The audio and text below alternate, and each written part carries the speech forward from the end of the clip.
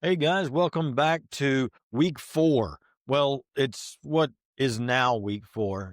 And what I mean by that is next week, when you get into week 5, the videos are going to say that it's week 4, but that future me is just a liar. And he's not really doing week 4, he's doing week 5. But seriously, what happened was I had rearranged some of the lessons into a different order that I thought was, progressed down where we wanted to go.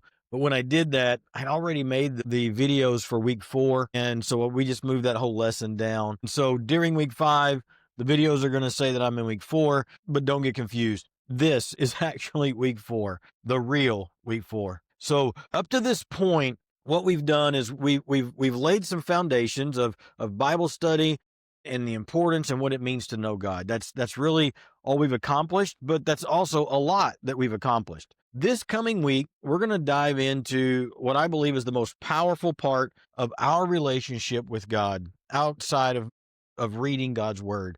But really, these two things go so closely together, and that's this thing of prayer. Now, the objective that we want to learn this week and kind of want to keep pushing towards is to help each other understand that prayer is more than just a religious practice.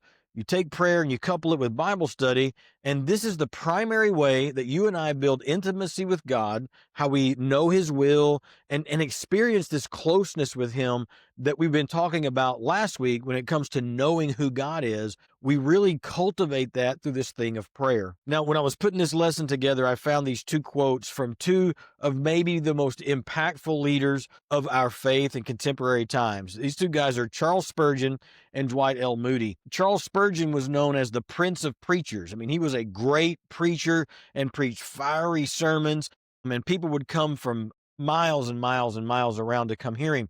But Charles Spurgeon said, "I would rather teach one man to pray than 10 men to preach." Dwight Moody, a great evangelist, he traveled all over the country and preached in revival meetings and camp meetings and brush arbor meetings and was very well known. But he said, "I'd rather be able to pray than to be a great preacher." He said Jesus Christ never taught his disciples how to preach, but only how to pray. Prayer's literally, as we go into this lesson, you'll see it's what I like to think of as like the power plant. It's the pipeline for the Christian life and communication with the creator God of the universe. Some people would call prayer a spiritual discipline, and it is that.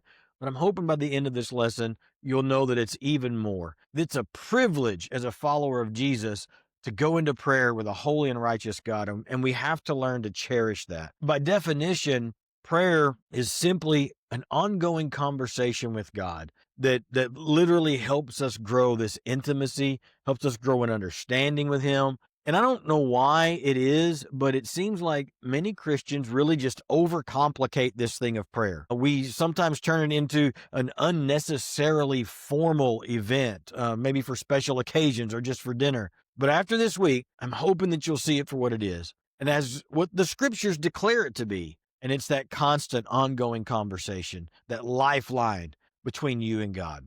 What I want you to do now is stop the video after it's over, and I want everybody to go into the class comments and answer the following question. And then after you've answered it, I want you to reply to a couple, at least 2 of your classmates, and let's get some discussion going on this topic. And the discussion question is simply this: when you think about your prayer life, what's the one thing that you struggle with the most? Now, we'll tell you, starting with this week, you're going to start seeing less and less of the printed, written stuff in the lesson and more on just watching the videos, me doing more explaining in the videos, more teaching, and then you responding and doing more work in the comments and in the discussion and in answering questions. So we're gonna dial it up just a little bit from you receiving to you doing a little bit more of the doing. So answer that question, reply to some of your classmates, and we'll see you in the next video.